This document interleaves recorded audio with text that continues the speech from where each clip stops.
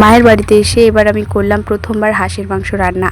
তো hello everyone, আমি poppy Pahan আবারও চলে আসলাম একটা নতুন ব্লগ নিয়ে। তো আজকে আমি রান্না করছি সবজি। দেখতেই পাচ্ছ কী কী সবজি ছিল। তার মধ্যে আমি সবার আগে দিয়েছিলাম পেঁয়াজ আর মসুর ডাল ভেজে নিয়েছিলাম, তার সাথে দিয়েছিলাম সবজি, তার উপরে লবণ হলুদ দিয়ে ভালো করে ভেজে নিয়েছি।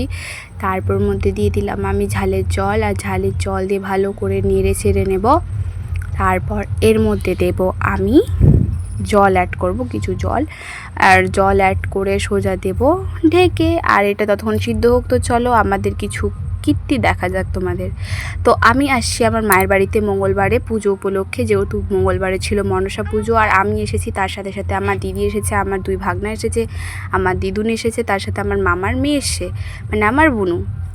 তো আমরা এখানে 4 বোন 3 বোন আর আমাদের 2 ভাগনা যখনই থাকে আমরা সবসময় জাস্ট খালি মাস্তি আর মাস্তি, কী করে যে একে অপরে হাসবো কাঁদবো সবসময় এটাই করতে থাকি। আর সত্যি বলতে মায়ের বাড়িতে আসলে খিদে নামক যে জিনিসটা ওটা মিটে যায়, আর আনন্দের উপর দিয়ে সব কিছু মিটে যায়।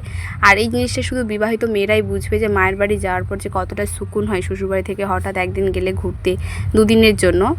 তো আমি এখানে দেখতেই পাচ্ছ আমার কথা বলতে বলতে রান্নাটাও প্রায় হয়ে গেছে। তো এখানে ততক্ষণ আমাদের রান্না হোক। আর তার সাথে আমাদের বাড়িতে চলছিল আজকে তালের বড়া হচ্ছিল, আর তার মধ্যে ছিল হাঁসের মাংস। তো আমি ভাবছিলাম যে আজকে হয়তো মাংসটা অন্তপক্ষে আমাকে রান্না করতে হবে না, আর কোনো দিন আমি হাঁসের মাংস সেরকমভাবে রান্নাও করিনি। তো আমি যার জন্য ওইসব দেখে বের হয়ে গেলাম আমার বান্ধবীর বাড়িতে যাওয়ার জন্য। আর আমি আমার এই সব রাস্তার অবস্থা তো দেখতেই পাচ্ছি, রাস্তাটা ভেঙে গেছে। বান্ধবীর বাড়িতে বেশিক্ষণ থাকিনি, বাড়ি চলে আসছি। আর বাড়িতে এসে সোজা শুনছি আমাকে করতে হবে রান্না। তো আর কি করা যাবে, সোজাই আমি বসে গেলাম রান্না করতে। আর রান্না করে এখানে আমার প্রায় দেখো অর্ধেক রান্না হয়ে গেছে, আগের ভিডিওগুলো ক্যাপচার করতে পারিনি।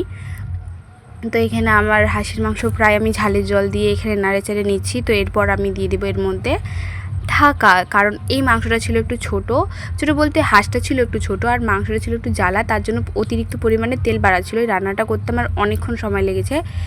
আর তারপরে এখানে আমি কোনো মতে জাস্ট চেষ্টা করছি যেন ভালোভাবে রান্না করি, কারণ হাঁসের মাংস এর আগে আমি কোনো দিন করিনি রান্না।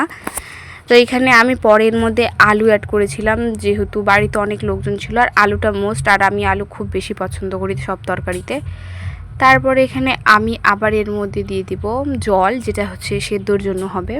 তো এখানে আমি অল্প স্বল্প জল দিয়ে এখানে আমার দেখতেই পাচ্ছ তরকারি প্রায় হয়ে গেছে, বলতে তরকারি হয়ে গেছে, আমি মেন ভিডিওগুলো করতে পারিনি। তো আমার দিদাকে জিজ্ঞাসা করছি কেমন হয়েছে, তো শেষমেশ আমিও খেয়ে দেখলাম আর আমার দিদারও খুব পছন্দ এসছে। তো আজ আমার ভিডিও পর্যন্ত, টাটা, লাইক কমেন্ট শেয়ার করবে।